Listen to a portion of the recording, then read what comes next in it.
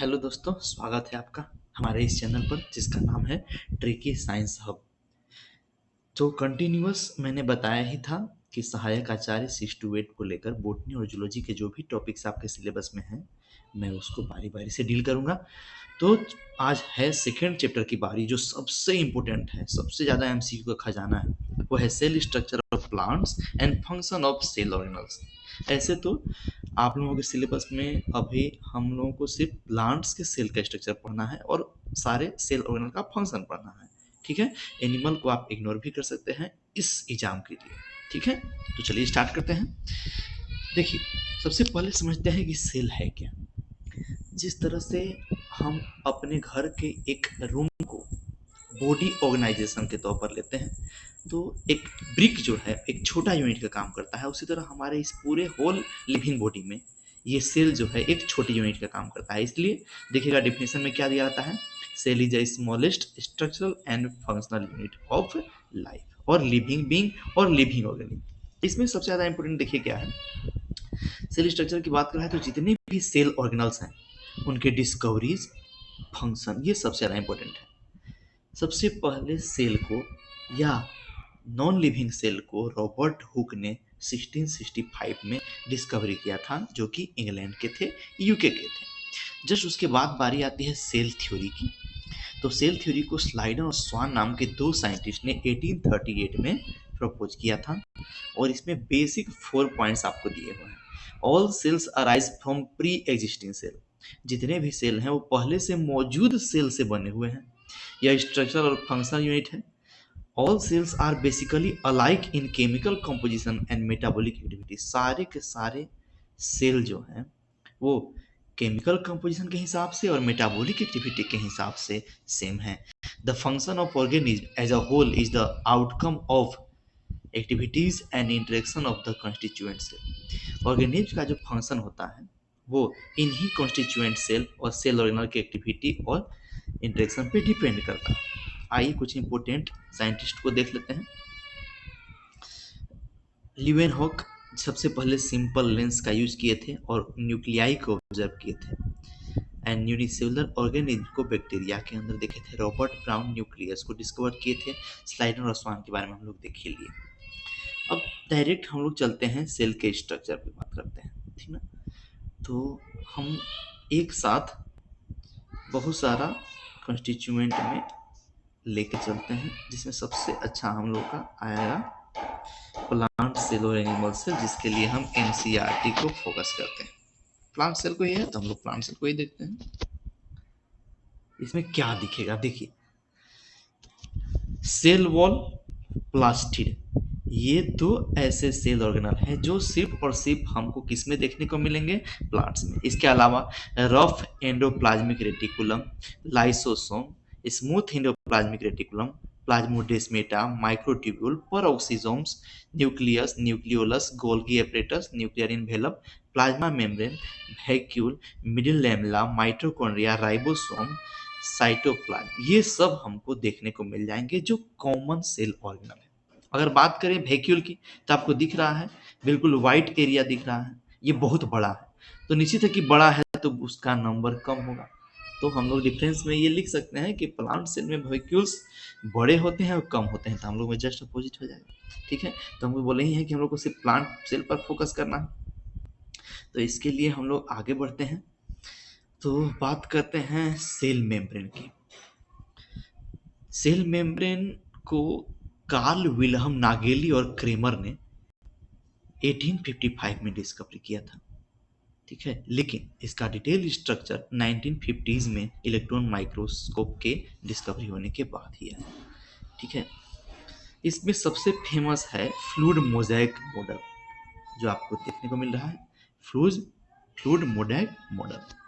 इसमें आपको स्ट्रक्चर में देखने को मिल रहा है कि पेरिफेरल प्रोटीन के बने होते हैं, शुगर यहाँ पे मौजूद है, लिपिड के 2 लेयर मौजूद हैं और कोलेस्ट्रॉल है।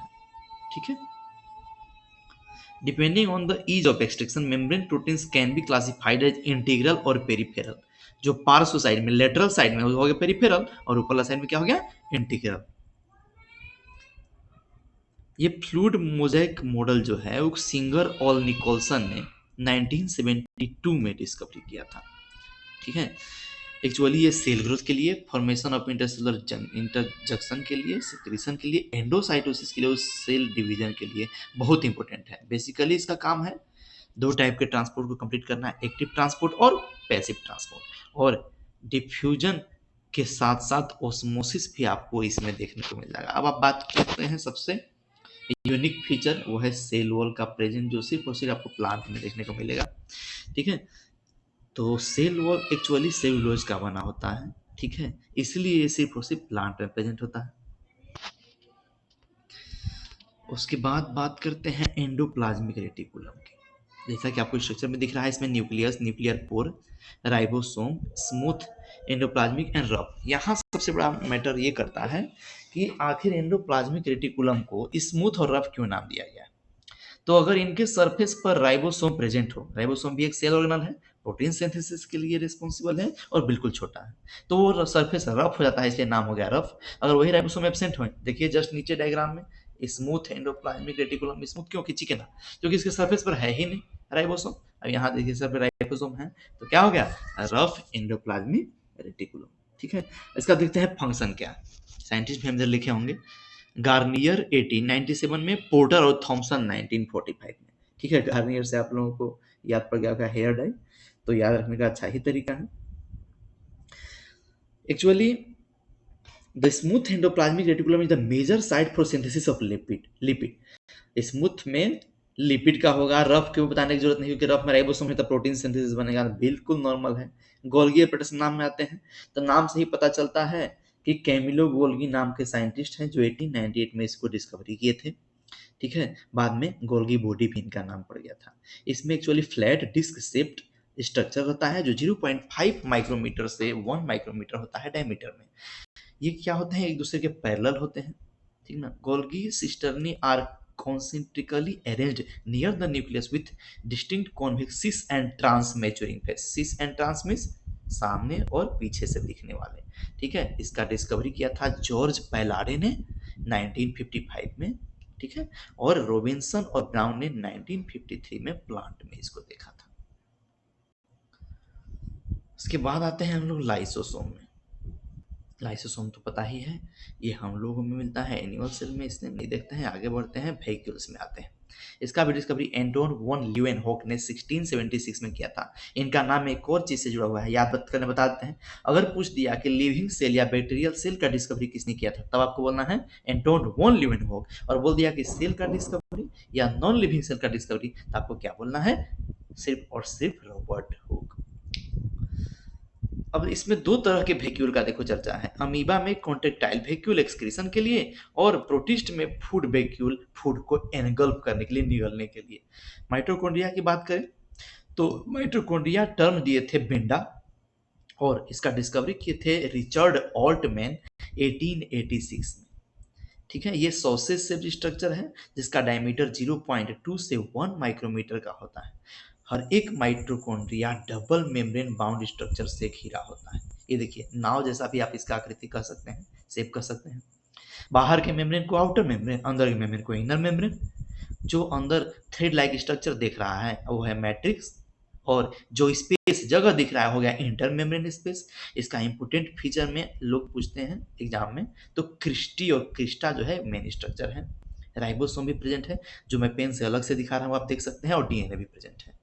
एक्चुअली माइटोकॉन्ड्रिया जो है वो रेस्पिरेशन के समय, सेलुलर रेस्पिरेशन के समय एटीपी प्रोड्यूस करने के चलते इसको energy currency of the cell कहते हैं। ठीक है, उनमें ये प्रॉपर्टी होने के चलते इनको पावर हाउस के भी नाम से जानते हैं। ऐसे देखिएगा सब नेम तो जो भी है एमसीक्यू फॉर्मेट में, अपना हम लिंक में नीचे दे देंगे, पीडीएफ डाउनलोड कर लीजिएगा, टेलीग्राम का हमारा लिंक है। उसके आगे बात करते हैं प्लास्टिक, जो स्पेशली प्लांट पेपर है उसमें हम लोग ज़्यादा फोकस करेंगे। इसका डिफिनीशन सिंपल ने दिया था और डिस्कवरी अर्नेस्ट हिकल ने किया था। नाम से ही है प्लास्टिड, PLA है, तो प्लांट में आप लोग याद रखिएगा। एक्चुअली प्लास्टिड है क्या, तो ये है नेचुरल पिगमेंट है जो कलर्ड पिगमेंट होते हैं। अगर इनका पिगमेंट का टाइप का देखा जाए तो इसके बेस पे ये 3 टाइप के होंगे, chloroplast, chromoplast, leucoplast. The chloroplast contain chlorophyll and carotenoid pigment which are responsible for tapping light energy essential for photosynthesis. Chlorophyll और कैरोटीनॉइड प्रोटीन और पिगमेंट का काम क्या है? तो ये लाइट एनर्जी को ट्रैप करते हैं और फोटोसिंथेसिस में यूज होगा. In the chromoplast, fat-soluble carotenoid pigment like keratin, xanthophylls and other are present. This gives the part of a plant yellow, orange और red. मतलब जितना भी तरह तरह के रंग आपको देखने को मिलेगा वो हमारा कहाँ पहुंच जाएगा? क्रोमोप्लास्ट के पास. और क्रोमोप्लास्ट में क्या है? तो कैरोटीनॉइड है.